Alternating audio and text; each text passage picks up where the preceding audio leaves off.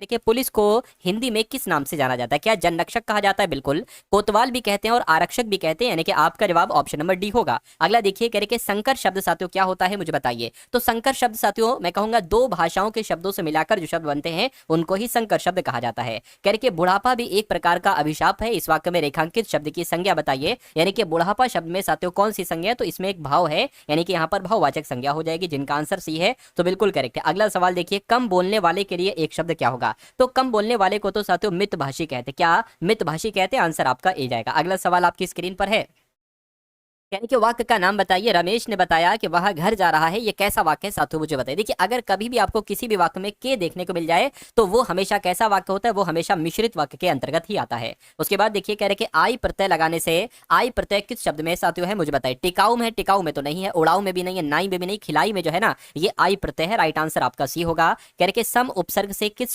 शब्द समूह में है, यानी कि सम उपसर्ग आपको बताने कहां पर। देखिए सुचारू में तो नहीं है, सज्जन में भी सम नहीं है ना, सत धन जन्म होता है। उसके अलावा स्वदेश में भी सम उपसर्ग नहीं है, संस्कार में भी सम धनकार हो जाएगा, और संचय की अगर बात करें सम धनचय हो जाएगा, यानी कि इन दोनों शब्दों में सम उपसर्ग लगा हुआ है। उसके बाद देखिए प्रधानमंत्री में साथियों कौन सा लिंग है? तो प्रधानमंत्री क्या पुरुषवाचक शब्द है, स्त्रीलिंग शब्द है? मैं कहूंगा ये उभयलिंगी शब्द है, यानी कि जेंट्स और लेडीज दोनों के लिए इस्तेमाल किए जाने वाले शब्दों को उभयलिंगी कहा जाता है। उसके अलावा साथियों डॉक्टर शब्द की अगर बात करें तो ये भी एक उभयलिंगी शब्द है। उसके बाद देखिए काला घोड़ा जीत गया, इस वाक्य में विशेषण आपको बताना है। देखिए इस घोड़े की विशेषता बता रहा है साथियों काला शब्द, तो काला शब्द क्या हो जाएगा साथियों? एक विशेषण शब्द हो जाएगा। अगर घोड़े की बात करते हैं ये कैसा शब्द हो जाएगा? ये एक आपका विशेष शब्द हो जाएगा। ये दोनों बातें आप लोग याद रखेंगे।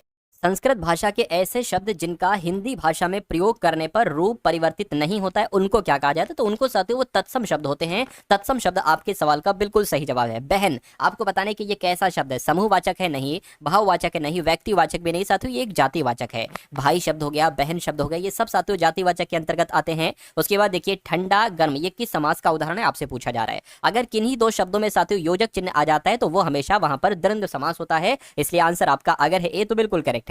उसके बाद देखिए कह रहे कि संकटों से भरे रास्ते को चुनने वाले के लिए एक शब्द क्या होगा? कष्ट साध्य होगा? नहीं। कंठ का किरण होगा? बिल्कुल सही साथियों, कंठ का किरण आपको याद रखना, ये क्वेश्चन आपके लिए इंपॉर्टेंट है और आपके एग्जाम में पूछा जाएगा। उसके बाद देखिए अगला सवाल है, कह रहे कि रामधारी सिंह दिनकर को किस कृति पर साहित्य अकादमी पुरस्कार मिला था? तो संस्कृति के 4 उपाध्याय, क्या संस्कृति के 4 उपाध्याय, इसके लिए ही रामधारी सिंह दिनकर को साहित्य अकादमी पुरस्कार दिया गया था। नेक्स्ट नंबर का सवाल है, कह रहे कि वागीश के लिए संधि विच्छेद क्या हो सकती है, मुझे बताइए। तो वाक धन ईश की अगर बात करते हैं ये साथ तो इसका संधि विच्छेद हो जाएगा वागीश शब्द के लिए। उसके बाद देखिए कह रहे कि जो कुछ ना जानता हो, इसके लिए एक शब्द आपको साथियों बताना है क्या होगा। देखिए जो कुछ ना जानता हो उसके लिए एक शब्द क्या होगा? अज्ञ होगा, और अज्ञ आपका बिल्कुल सही जवाब हो जाएगा। कह रहे कि वाच्य के कितने प्रकार हैं, मुझे बताइए। तो वाच्य की अगर हम बात करते हैं तो साथियों 3 प्रकार होते हैं वाच्य के, एक तो कर्तृवाच्य, एक कर्मवाच्य और एक साथियों आपका भाववाच्य। उसके बाद देखिए कह रहे कि लता उगती है, यह है वाक्य बहुवचन में होगा, मुझे बताइए।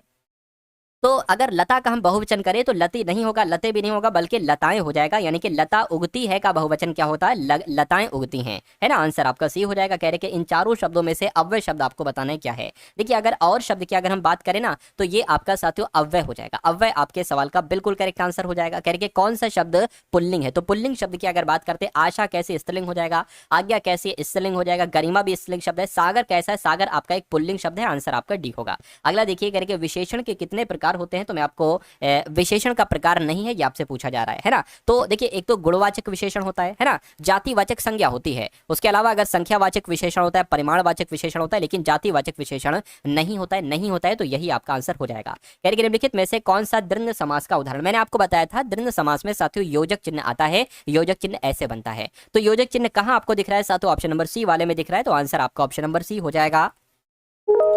निम्न में से शुद्ध वाक्य कौन सा है? ये 4 वाक्य आपके सामने साथियों, इनमें से एक वाक्य शुद्ध होगा और 3 वाक्य अशुद्ध होंगे। उस एक शुद्ध वाक्य के बारे में आपसे पूछा जा रहा है। कह रहे कि पहाड़ों में कई दर्शनीय स्थल देखने योग्य हैं, ये सही होगा, या पहाड़ों में अनेक दर्शनीय स्थल देखने योग्य हैं, ये सही होगा, या पहाड़ों में देखने योग्य अनेक दर्शनीय स्थल हैं, ये सही होगा। तो मैं कहूंगा मुझे तो ऑप्शन नंबर सी वाला सही लग रहा है और यही आपका सही भी हो जाएगा। उसके बाद देखिए कोमल का आपको बताना है कि विलोम क्या हो सकता है। तो कोमल का विलोम कर्कश, कृपण, कठोर, खटोर, कठोर, मैं कहूंगा कठोर होता है साथियों कोमल का विलोम। अगला सवाल सवाल देखिए कह रहे जानने की इच्छा रखने वाले, इसके लिए एक शब्द साथियों क्या होगा, तो इसको हम लोग कह सकते हैं जिज्ञासु। क्या जिज्ञासु कह सकते हैं साथियों, जानने की इच्छा रखने वाले के लिए एक शब्द है। उसके बाद देखिए कह रहे तदुपरांत में उपसर्ग क्या है मुझे बताइए। तो तदुपरांत की अगर बात करते हैं साथियों, तत् धन उपरांत हो जाएगा और तत् आपका क्या हो जाएगा, ये एक उपसर्ग हो जाएगा और उपसर्ग ही आपसे पूछा गया था। कह रहे संसार शब्द में प्रयुक्त संधि का चयन कीजिए। आपको बताना है साथियों संसार शब्द में संधि कौन सी है मुझे बताइए। तो संसार की अगर बात करते हैं साथियों, इसमें व्यंजन संधि हो जाएगी और व्यंजन आपका जवाब हो जाएगा समधनसार,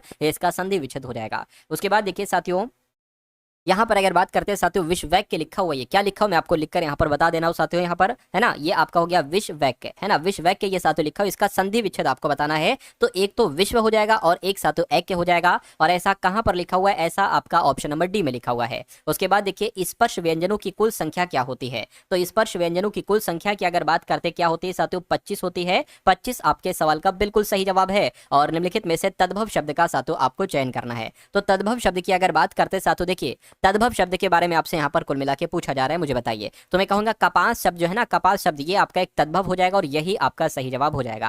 कह रहे कि कृत्रिम शब्द का इनमें से सही विलोम आपको बताना है। कृत्रिम का विलोम क्या हो सकता है बताइए। तो कृत्रिम का विलोम की अगर बात करते हैं साथियों, स्वाभाविक हो जाएगा। क्या कृत्रिम का विलोम क्या हो जाएगा, स्वाभाविक हो जाएगा। आंसर आपका बी होगा। कह रहे कि संस्कृत में स्वर कितने होते हैं साथियों बताइए। तो संस्कृत में तो साथियों कितने 13 स्वर होते हैं और 13 ऑप्शन नंबर डी में लिखा हुआ है। तो यही आपका साथियों बिल्कुल सही जवाब हो जाएगा। अगले नंबर का सवाल है, कुटिल का विलोम आपको बताना है। तो कुटिल का विलोम क्या हो जाएगा साथियों, सरल हो जाएगा। सरल आपके सवाल का बिल्कुल सही जवाब हो जाएगा। कह रहे कि दी गई रचना के रचनाकार के सही विकल्प का साथियों आपको क्या करना है, यहां पर चयन करना है।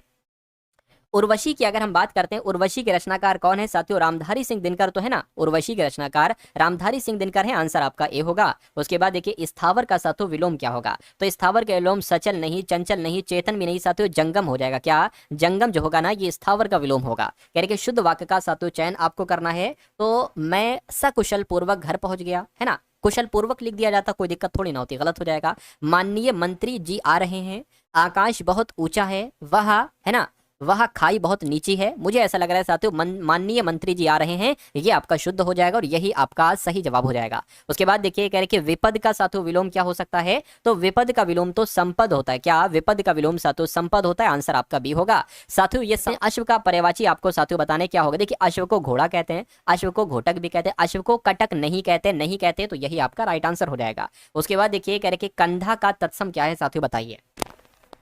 तो कंधा का तत्सम साथियों क्या हो जाएगा, स्कंद हो जाएगा, और स्कंद आपका जवाब भी हो जाएगा। कह रहे कि जो कानून के अनुकूल ना हो उसके लिए साथियों एक शब्द क्या होगा। तो जो कानून के अनुकूल ना हो उसके लिए एक शब्द क्या होता है साथियों, अवैध होता है ना, अवैध आपका जवाब हो जाएगा।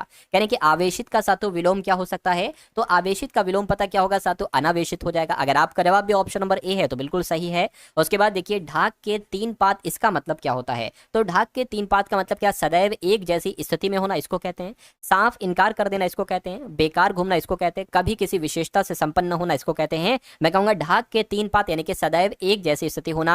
आंसर आपका जाएगा ऑप्शन नंबर ए के साथ। अगला सवाल देखिए, सरस्वती का कौन सा पर्यायवाची नहीं है, आपसे पूछा जा रहा है। तो सरस्वती का पर्यायवाची साथियों भारती हो जाएगा, शारदा भी हो जाएगा, भामा नहीं होगा, उसके अलावा वागीश्वरी भी हो जाएगा। यानी कि आंसर आपका अगर है ऑप्शन नंबर सी तो बिल्कुल करेक्ट है। उसके बाद देखिए वानर का तद्भव रूप साथियों क्या होता है। तो वानर तो तत्सम शब्द है, और तद्भव की अगर बात करते साथियों तो बंदर हो जाएगा। बंदर आपका सही जवाब है। कह रहे जो किसी का अनुवाद ना हो उसके लिए साथियों एक शब्द क्या होगा मुझे बताइए।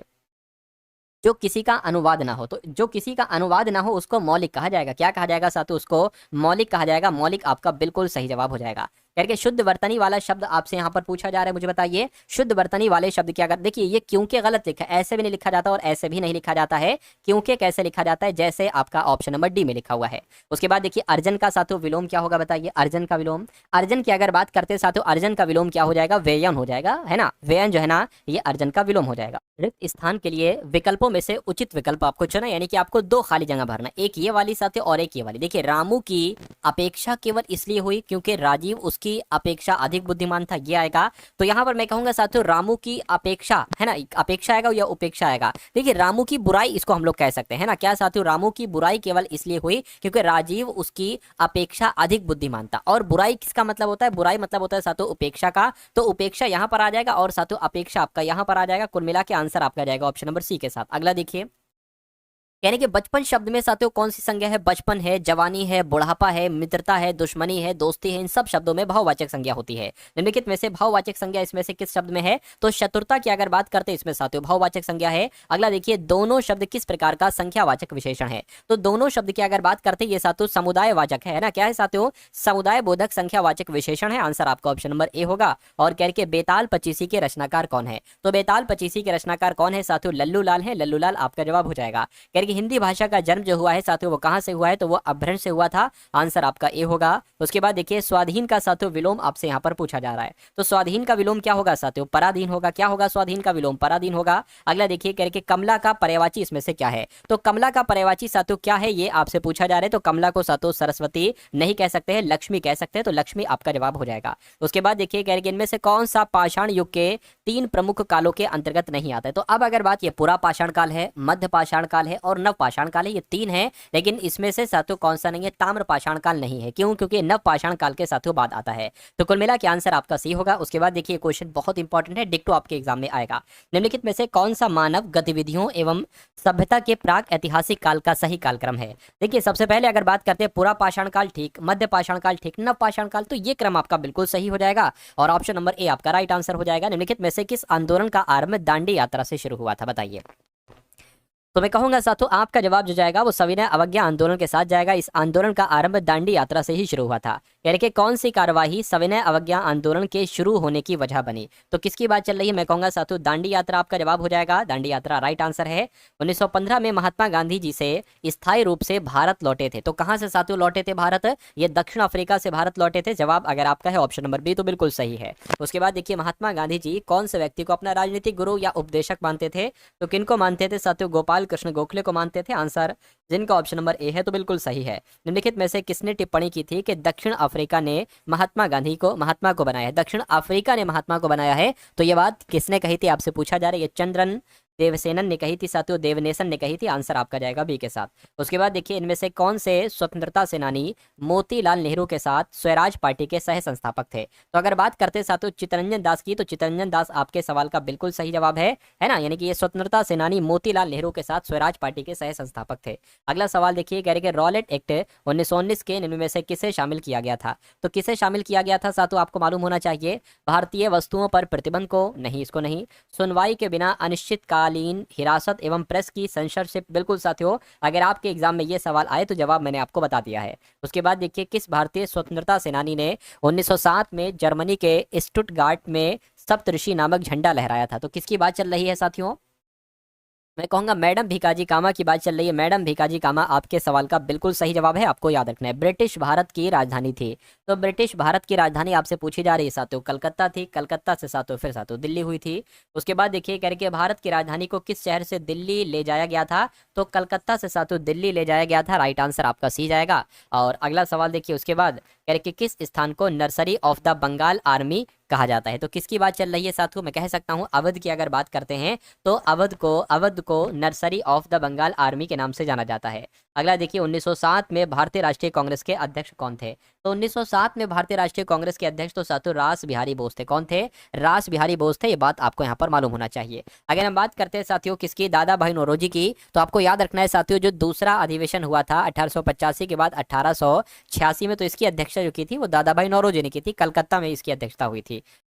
भारतीय राष्ट्रीय कांग्रेस की स्थापना के समय भारत के वायसराय कौन थे? लॉर्ड रिपन थे? नहीं साथियों, लॉर्ड डफरिन थे। बिल्कुल साथियों, लॉर्ड डफरिन ही भारतीय राष्ट्रीय कांग्रेस की स्थापना के समय भारत के वायसराय थे। अगला देखिए, महात्मा गांधी ने पहली और अंतिम बार भारतीय राष्ट्रीय कांग्रेस के वार्षिक अधिवेशन की अध्यक्षता की थी। तो इन्होंने साथियों 1924 में होने वाले बेलगांव अधिवेशन की अध्यक्षता की थी। अगला सवाल आपके स्क्रीन पर है। आपसे कहा जा रहा है कि वर्ष 1937 में कहां पर पहली बार किसी गांव में कांग्रेस अधिवेशन का आयोजन किया गया था? तो मैं कह सकता हूं साथियों 1937 में फैजपुर में पहली बार किसी गांव में कांग्रेस अधिवेशन का आयोजन किया गया था। अगला सवाल है कह रहे कि राजा राममोहन राय ने किस बंगाली अखबार की स्थापना करने के साथ उसका संपादन भी किया था? तो किस अखबार की बात चल रही है? संवाद कौमुदी की बात चल रही है। संवाद कौमुदी आपके सवाल का बिल्कुल राइट आंसर है।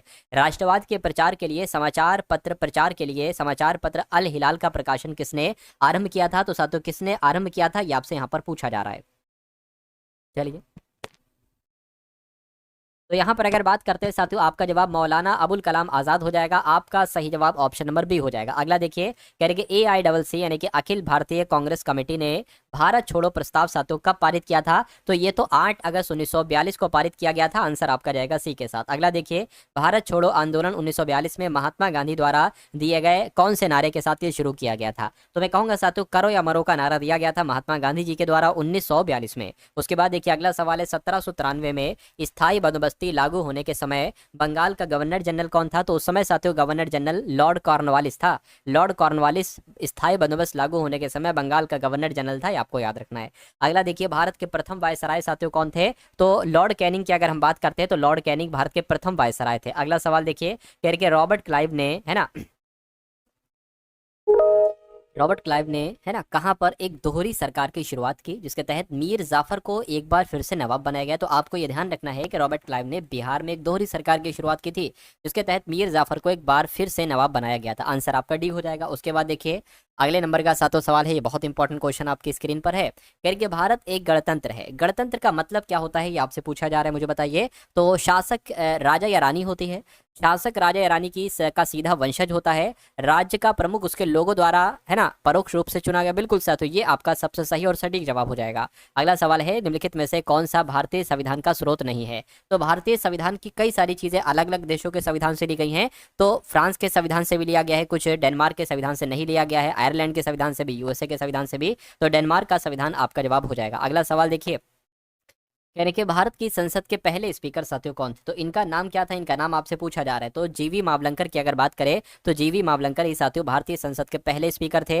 अगला देखिए, करके सूर्य और इसके चारों ओर चक्कर लगाने वाले खगोलीय पिंडों को साथियों क्या कहा जाता है? तो पता क्या कहा जाता है साथियों? सौर मंडल कहा जाता है। सौर मंडल आपका यहाँ पर जवाब हो जाएगा। नेक्स्ट नंबर का सवाल है, करके हाइड्रोजन, हीलियम और अन्य आयनित गैसों के तारे के बादल को साथियों क्या कहा जाता है? तो इसको पता साथियों क्या कहा जाता है? इसको नेब्यूला कहा जाता है। नेब्यूला आपके इस सवाल का बिल्कुल सही जवाब हो जाएगा। चलिए अगला सवाल देखिए, करके एंड्रोमेडा ये साथियों क्या है? एंड्रोमेडा आपसे पूछा जा रहा है। तो एंड्रोमेडा की अगर बात करें साथियों, ये मिल्की वे की पड़ोसी आकाशगंगा है। आंसर आपका जो जाएगा वो ऑप्शन नंबर ए के साथ जाएगा। अगला सवाल देखिए, निम्नलिखित में से कौन सी आकाशगंगा मिल्की वे के करीब है, मुझे बताइए। तो कौन सी आकाशगंगा मिल्की वे के करीब है? तो आपका जवाब एंड्रोमेडा गैलेक्सी हो जाएगा और Andromeda galaxy option number C वाले में है। आंसर आपका सी है। अगला देखिए, पृथ्वी के आवरण में गैसों के साथ मिश्रित पिघले हुए पदार्थ को साथियों क्या कहा जाता है? ये आपसे पूछा जा रहा है।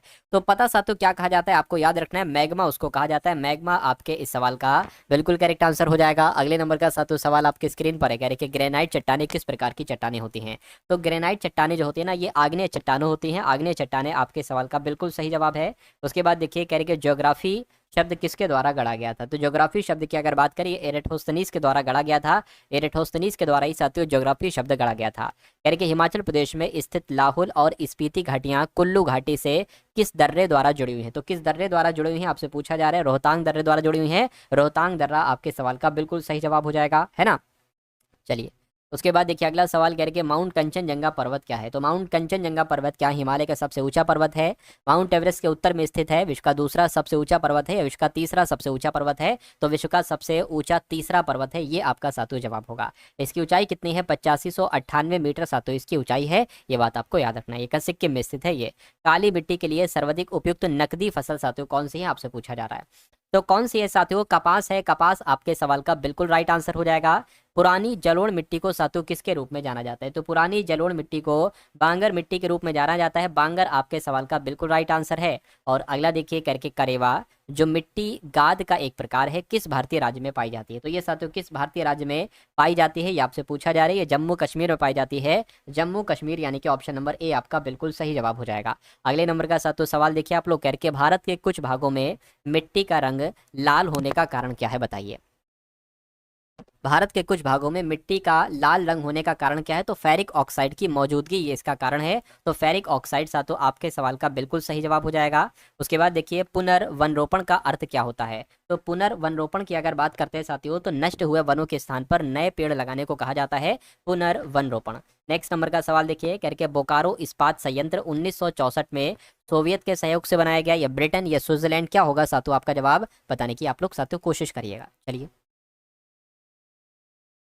तो आपका जवाब साथियों सोवियत हो जाएगा, सोवियत संघ रूस आपका जवाब हो जाएगा। अगला देखिए कह रहे कि नेपा नगर में कौन सा उद्योग संबंध है, यानी कि नेपा नगर की अगर हम बात करते हैं तो साथियों आपका जवाब कागज उद्योग हो जाएगा। कागज उद्योग ऑप्शन नंबर डी में है, तो यही आपका जवाब साथियों हो जाएगा। चलिए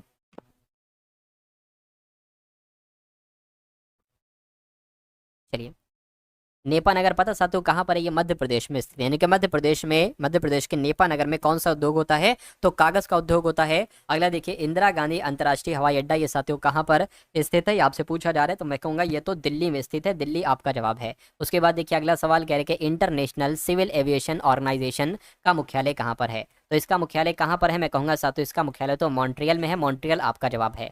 अगला देखिए इनमें से किस समिति का गठन बैंकिंग क्षेत्र में सुधार हेतु किया गया था, तो इनमें से किस समिति का गठन किया गया था आपसे पूछा जा रहा है, मुझे बताइए। चलिए, तो नरसिम्हन समिति आपका जवाब हो जाएगा। नरसिम्हन समिति का गठन बैंकिंग क्षेत्र में सुधार के लिए किया गया था। उसके बाद देखिए राष्ट्रीय कृषि एवं ग्रामीण विकास बैंक की स्थापना किस वर्ष की गई थी साथियों, बताइए। इसकी स्थापना 1982 में की गई थी, बिल्कुल सही साथियों, इसकी स्थापना 1982 में ही की गई थी। करके प्रथम बार सेवा कर भारत में किस वर्ष लागू किया गया था, तो ये साथियों कब लागू किया गया था, 1994 में लागू किया गया था, बिल्कुल सही आंसर आपका डी होगा। अगला देखिए जीएसटी का पूर्ण रूप क्या है, तो जीएसटी की फुल फॉर्म आपसे पूछी जा रही है, तो वस्तु और सेवा कर जो है ना, ये जीएसटी की फुल फॉर्म है। राइट आंसर आपका ए है।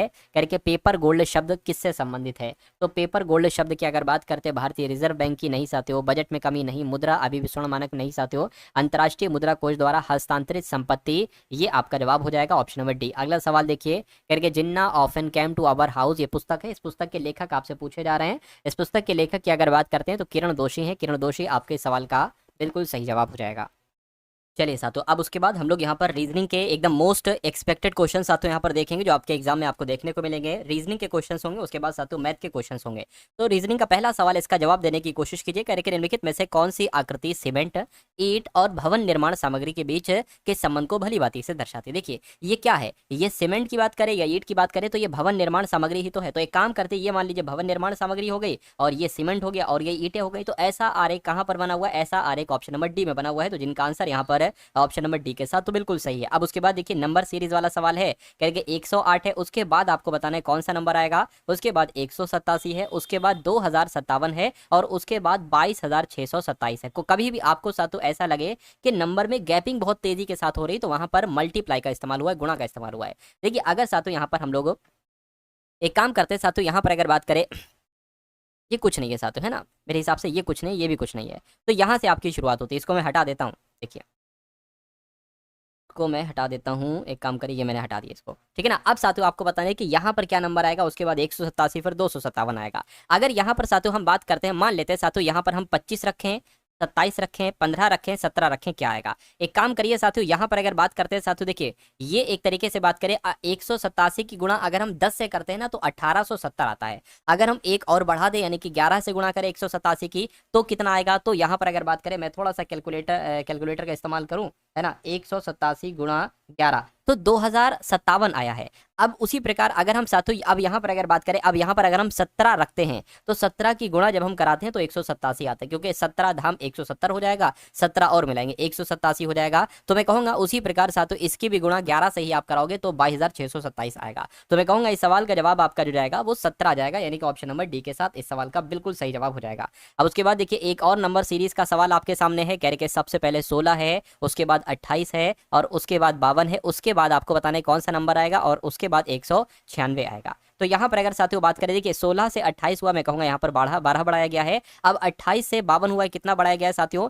12 मान लीजिए, 12 हो गया, 12 में से 8 जाएगा, 4 बचेगा, 4 लिख दिया है, ये 4 हो गया, 4 में से 2 जाएगा, यानी कि 24 यहाँ पर आ जाएगा। तो 12 है, 24 से जाहिर सी बात है यहाँ पर 48 होना चाहिए। तो अब साथियों 52 में 48 को जोड़िए, कितना आ जाएगा, तो ये 100 आ जाएगा। और 100 में 48 का डबल 96 होता है, 96 जोड़ेंगे तो 100 से 196 हो जाएगा, यानी कि 100 आपका यहाँ पर जवाब आया है। और 100 कहाँ पर लिखा हुआ है, ये ऑप्शन नंबर सी में लिखा हुआ है। उसके बाद देखिए साथियों अगले नंबर का सवाल आपकी स्क्रीन पर है, इस सवाल को देखिए और बताइए सही जवाब क्या होगा। कह रहे कि निम्न श्रृंखला में कितने से पहले पी है और बाद में डी है, क्या लिखा हुआ है साथियों, बहुत ध्यान से पढ़िएगा। निम्न श्रृंखला में कितने आर से पहले, है ना, निम्नलिखित में से कितने आर, ये यहां पर साथियों आर होगा, क्या होगा, एक सेकंड, आर से पहले पी, यानी कि आर से पहले साथियों क्या होना चाहिए, पी होना चाहिए, और बाद में डी होना चाहिए, यानी कि आर के बाद डी होना चाहिए। तो ये चीज आपको कहां पर दिख रही है साथियों, है ना, पी आर डी। देखिए जरा, अब अगर बात करते हैं पी पी पी, एक तो यहाँ आ गई, पी आर डी एक तो यहाँ पर दिख गया, और एक आपका पी आर डी यहाँ पर दिख गया, उसके बाद कहीं पर नहीं है। तो मैं कहूंगा ऐसी दो जगह पर है आर, जिससे पहले तो पी है उसके बाद में डी है, तो आंसर आपका सी होगा।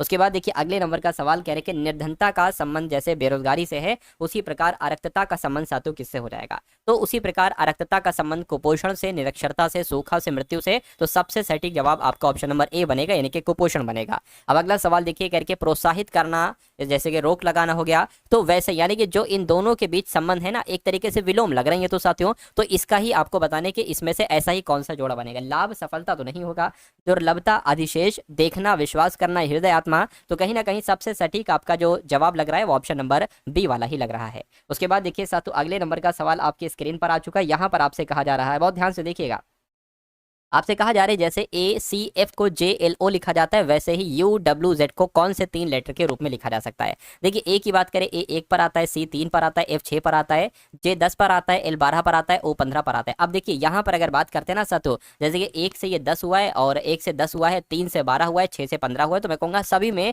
9 की बढ़ोतरी हो रही है ना, सभी में 9 की बढ़ोतरी हो रही है। तो ये यू है साथियों, है ना। यू की अगर बात करते हैं, यू 21 पर होता है, डब्ल्यू आपका 23 पर होता है, 26 की बात करते हैं, ये आपका जेड की बात करें 26 पर होता है। अब अगर बात करते हैं साथियों, देखिए जेड में अगर हम 9 बढ़ाएं, क्योंकि सभी में 9 बढ़ाए जा रहे हैं, तो यहाँ पर मेरे हिसाब से आई आ जाना चाहिए, क्योंकि आई 9 नंबर पर होता है। उसी प्रकार डब्ल्यू में अगर साथियों क्या हम 9 बढ़ाएंगे तो पता क्या आ जाएगा, तो एफ आ जाएगा। क्यों, क्योंकि डब्ल्यू 23 पर है, 24 25 26 3 इधर के हो गए, और फिर ए से स्टार्टिंग करोगे तो 6 तक एफ आएगा। इसकी अगर बात करते हैं तो साथियों यहाँ पर अगर बात करते हैं क्या आ जाएगा छठे नंबर पर, यू के बाद देखिए यू हो गया, है ना, U V W X Y Z हो गया, है ना। और उसके बाद साथियों की एक तरीके से बात करते हैं यहाँ पर हम लोग, हाँ तो वही लगभग डी आ जाएगा साथियों, तो डी यहाँ पर आ जाएगा। तो कुल मिला के डीएफआई कहाँ पर लिखा हुआ है, डीएफआई ऑप्शन नंबर डी में लिखा हुआ है, तो जिनका आंसर यहाँ पर ऑप्शन नंबर डी के साथ है, तो बिल्कुल सही है। अब उसके बाद देखिए अगला सवाल आपकी स्क्रीन पर है, आपसे कहा जा रहा है कि बी डी जी एच को ओ क्यू टी यू लिखा जाता है, तो उसी प्रकार एफ एच के एल को क्या लिखा जाएगा। ये 4 लेटर साथियों आपसे पूछे जा रहे हैं। मैं कहूँगा साथियों अगर आप ये क्लास, जितनी भी क्लासेस मैं आपको कराऊँ, अगर आप अपने एग्जाम तक इन सारी क्लासेस को बहुत अच्छे तरीके से देखते रहते हैं, तो हर एक सब्जेक्ट में आप महारती बन जाओगे। बिल्कुल बेसिक से मैंने उठाया है, और बिल्कुल एक एक चीज आपको बताऊंगा, बारीकी के साथ बताऊंगा। बहुत कम मैं पढ़ाता हूं, लेकिन जो भी पढ़ाता हूं बहुत सिलेक्टेड चीजें साथियों पढ़ाता हूं। तो अगर आप इस चैनल पर साथियों नए हैं तो चैनल को जरूर सब्सक्राइब करके बेल आइकन पर क्लिक कर लीजिएगा, क्योंकि अगर वाकई में वर्दी लेना चाहते हैं साथियों यूपीएसआई में, तो पढ़ना होगा साथियों जो आपको पढ़ाया जाए, ठीक है ना। अब देखिए ऐसा एक सवाल आपके एग्जाम में आता है, कह रहे बी की बात करें 2 पर आता है, डी 4 पर आता है, जी 7 पर आता है, एच 8 पर आता है, उसी प्रकार ओ 15 पर आता है, क्यू 17 पर आता है, टी 20 पर आता है, और यू 21 पर आता है, ठीक है ना। अब देखिए यहाँ पर क्या रिलेशन लग रहा है आपको, जैसे कि ये 2 4 7 8 है ना, और एक तरीके से बात करें 15 17 20, मतलब यहाँ पर जितनी गैपिंग है ना वही गैपिंग यहाँ पर है ना।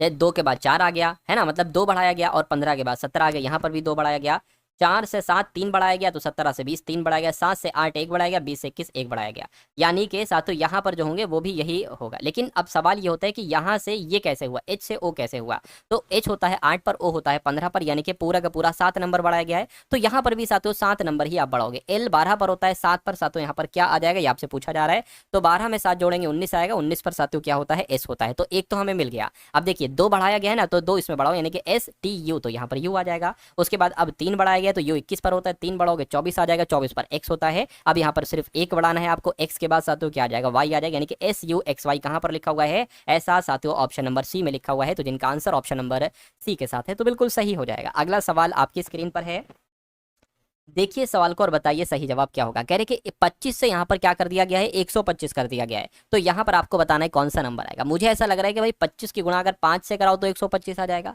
तो किसकी गुणा 525 की गुणा 5 से कराओ तो क्या है, 3125 आएगा।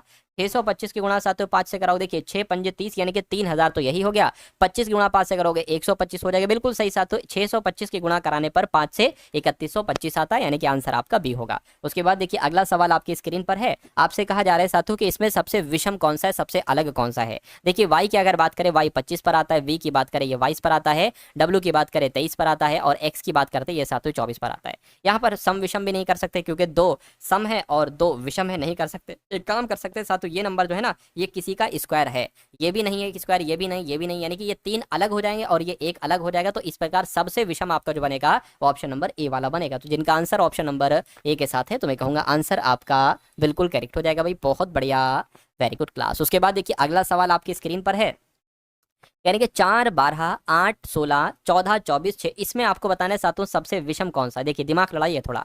अगर 4, एक काम करते हैं साथियों, है ना, अगर हम इसको घटाएं, जैसे 12 में से 4 घटाते हैं तो 8 आता है, 8 में से या 16 में से 8 घटाते हैं तब भी 8 आता है। अब इसको घटाओगे तो 10 आ जाएगा, और इसको घटाओगे साथियों तो कितना आ जाएगा, तब भी 8 आ जाएगा। यानी कि ये तो सेम है, तो अलग कौन सा है, अलग आपका ऑप्शन नंबर सी वाला है। तो इस प्रकार आपका जवाब जो जाएगा वो ऑप्शन नंबर सी के साथ जाएगा, और जिनका आंसर यहाँ पर ऑप्शन नंबर सी के साथ है तो बिल्कुल करेक्ट हो जाएगा। अगला सवाल आपकी स्क्रीन पर है, आपसे क्या पूछा जा रहा है देखिए जरा, है ना, यहाँ पर वही साथियों है, लेटर सीरीज वाला सवाल है। कह रहे कि टी सबसे पहले, उसके बाद आर, फिर पी, फिर एन, फिर एल, आपको बताना है अगले 2 लेटर कौन से आएंगे। तो यहाँ पर आपको भी प्लेस वैल्यू आना चाहिए, जिसके टी 20 पर होता है, आर 18 पर होता है, पी 16 पर होता है, एन 14 पर होता है, एल 12 पर होता है। तो देखिए 2 2 2 2 घट रहा है, तो यहाँ पर 10 आ जाएगा और फिर 8 आ जाएगा। 10 पर होता है जे और 8 पर होता है एच, यानी कि जे और एच कहाँ पर लिखा हुआ है, जे और एच आपका ऑप्शन नंबर बी में लिखा हुआ है। तो जिनका आंसर ऑप्शन नंबर बी के साथ है तो मैं कहूंगा आंसर आपका बिल्कुल सही हो जाएगा। अगला सवाल आप लोग देखिए, इसमें प्लेस वैल्यू साथियों आपसे पूछी जा रही है। तो सी की बात करते हैं, सी 3 पर आता है, डी 4 पर आता है, ई 5 पर आता है, ठीक है। आई की बात करें 9 पर आता है, जे 10 पर आता है, के 11 पर आता है, उसी प्रकार एन 14 पर आता है, ओ 15 पर आता है और पी 16 पर आता है। अब देखिए जरा साथियों, यहाँ पर अगर बात करते हैं ना हम लोग, यहाँ पर भी वही चीज़ है साथियों, यहाँ पर भी सेम 3, 4, 5, 9, 10, 11, 14, 15, 16। अब यहाँ पर आपको बताना है कौन से 3 लेटर आएंगे। अब एक सवाल की अगर बात करें, देखिए ये 5 से, है ना, 5 से क्या हुआ है साथियों, 5 से 9 हुआ है, यानी कि यहाँ पर 4 बढ़ाया गया है, ठीक है।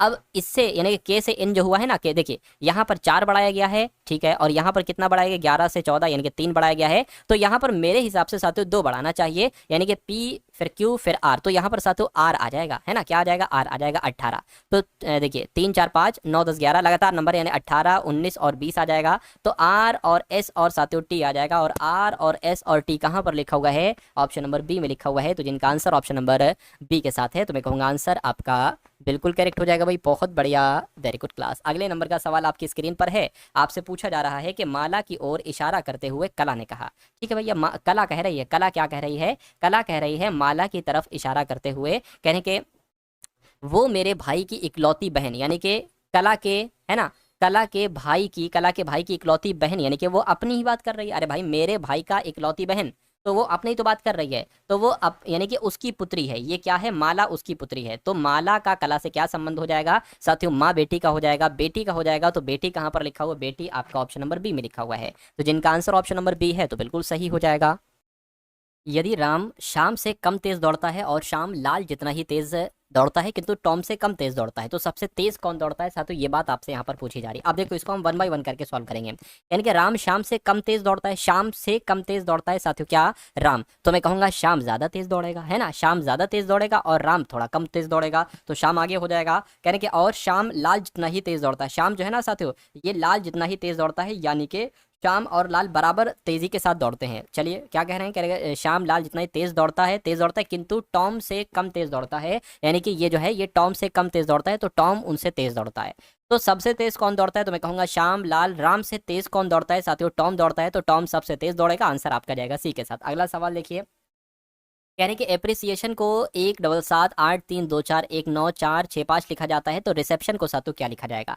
अब मुझे सातों ऐसा लग रहा है कि ऐसा तो नहीं भाई, ए का कोड 1 हो, डबल पी का कोड 7 हो, ऐसा तो नहीं है सातों। एक काम करिए सातों, TION यहाँ पर भी है और TION यहाँ पर भी, और TION का कोड क्या है 9465। तो मैं कहूंगा यहाँ पर भी सातों 9465 आना चाहिए। तो देखिए अंत में कहाँ 9465 है, यहाँ पर नहीं, 9465 यहाँ पर है, 9465 यहाँ पर है और यहाँ पर नहीं है। अब देखिए जरा सातों, अब एक काम करिए, ए का कोड देख लीजिए क्या है, ए का कोड 1 है ना, ए का कोड क्या है सातों 1 है। अच्छा चलिए ऐसा करिए, काम करिए, और यहाँ पर पी का कोड देखिए सातों, पी कहाँ पर आपको मिलेगा, पी यहाँ पर मिलेगा, पी का कोड सातों 7 है, तो 7 इसमें आ रहा है, पी का कोड हमें चाहिए ना, 7 इसमें आ रहा है तो इसमें नहीं है। मैं कहूँगा ये आपका बिल्कुल सही जवाब हो जाएगा। अगले नंबर का सवाल देखिए, यदि कोर्स को एक कोड भाषा में ESRUOC लिखा जाता है तो BREATH को क्या लिखा जाएगा। देखिए मुझे ऐसा लग रहा है कि जो यहाँ पर लेटर है वही लेटर यहाँ पर है, यानी कि आंसर जो बनेगा वो इन लेटर से ही बनेगा। एक काम करिए साथियों, देखिए ई सबसे अंत में यहाँ पर सबसे पहले आ गया, फिर सेकंड लास्ट पे एस है, यहाँ पर बिल्कुल 2 नंबर पे आ गया। अच्छा ऐसे हो रहा है ESRUUO UOC। तो मैं कहूँगा सबसे अंत में H है तो H आ जाएगा, उसके बाद T आ जाएगा, उसके बाद A आ जाएगा, उसके बाद E आ जाएगा, उसके बाद R और फिर B आ जाएगा। तो ऐसा कहाँ पर लिखा हुआ है साथियों? HTAERB, ऐसा ऑप्शन नंबर बी में लिखा हुआ है। तो ये क्या होगा? ये आपका बिल्कुल सही जवाब हो जाएगा। उसके बाद देखिए अगले नंबर का सवाल आपकी स्क्रीन पर है साथियों, इस सवाल को देखिए और बताइए सही जवाब आपका क्या होगा। कह रहे कि 6 मित्र हैं A B C D E और F, ये उत्तर की ओर मुंह करके एक पंक्ति में बैठे हैं। 6 मित्र हैं तो 1 2 3 4 5 6, ये 6 लोग हो गए साथियों, है ना। ये उत्तर की ओर मुंह करके एक पंक्ति में बैठे हुए हैं। कह रहे कि C बीच में बैठा है, C बीच में है A और E के, ठीक है। B E के निकटतम दाएं लेकिन D के बाईं ओर बैठा है। अब साथियों हम किसको सॉल्व करें? हमें जो लाइन सही लगेगी साथियों ना, हम उसको ही तो सॉल्व करेंगे। चलिए कोई दिक्कत नहीं है। हाँ, तो एक काम करिए, इसको सॉल्व कर लीजिए आप लोग। तो यहाँ पर देख लेते हैं बी ई के निकटतम, यानी कि ई क्या लिखा हुआ है? बी जो है ना ई के निकटतम दाएं बैठा है। मान लीजिए साथियों ई यहाँ पर है, अब ई का दायां क्या हो जाएगा? ई के दाएं पर बी बैठा है, यानी कि बी यहाँ पर बैठ जाएगा। देखिए बी जो है ना ई के निकटतम दाएं बैठा है लेकिन डी के बाएं बैठा है, यानी कि डी के बाएं बैठा है बी। तो ये 3 लोगों को साथियों हमने यहाँ पर क्या किया? यहाँ पर हमने बैठा दिया। उसके बाद कहा जा रहा था कि सी जो बीच में है ए और ई के, तो ए ई ये हो गया, ए ये हो जाएगा, ए और ई के बीच में कौन हो जाएगा? सी हो जाएगा, है ना। तो एफ दाएं छोर पर नहीं, अच्छा एफ दाएं छोर पर नहीं है तो एक काम करिए, इधर एक बढ़ाइए और इधर से खत्म कर दीजिए। एफ दाएं छोर पर नहीं है तो साथियों एफ मेरे हिसाब से यहाँ पर आ जाएगा, ठीक है ना। बाएं छोर पर कौन है? तो बाएं छोर पर दाएं छोड़िए, बाएं छोड़िए साथियों, एफ बाएं छोर पर हो जाएगा और एफ आपके सवाल का बिल्कुल सही जवाब हो जाएगा। उसके बाद देखिए साथियों कथन और उनकी अवधारणाएं दी गई हैं, आपको बताना है कौन सा सही है। कह रही है अच्छी पुस्तक भले ही महंगी हो बिकती हैं। अब अवधारणाएं आपको बताना है, कुछ पुस्तकें दूसरी पुस्तकों से अच्छी होती हैं, बिल्कुल सही साथियों, है ना। जो अच्छी पुस्तकें होती हैं, अच्छी पुस्तकें होती हैं, हो सकता है वो महंगी हो लेकिन वो बिकती हैं। तो कुछ पुस्तकें दूसरी पुस्तकों से अच्छी है, ये तो अंतर्निहित है साथियों अवधारणा। अधिकांश पुस्तकें महंगी हैं, है ना, ज्यादातर पुस्तकें महंगी, ये हम साथियों नहीं कह सकते। तो मैं कह सकता हूँ साथियों यदि केवल अगर बात करते हैं एक धारणा, पहली वाली धारणा जो है साथियों ये अंतर्निहित है, ऐसा ऑप्शन नंबर ए में लिखा हुआ है। तो ये क्या होगा साथियों? यही आपका जवाब हो जाएगा। उसके बाद देखिए कह रहे कि निम्नलिखित कथन और उन पर आधारित तर्क को ध्यानपूर्वक पढ़कर उचित उत्तर विकल्प को चुनिए। कथन आपके सामने दे रखा है, क्या पेड़ों की कटाई पर पूर्णतः प्रतिबंध लगा देना चाहिए, है ना।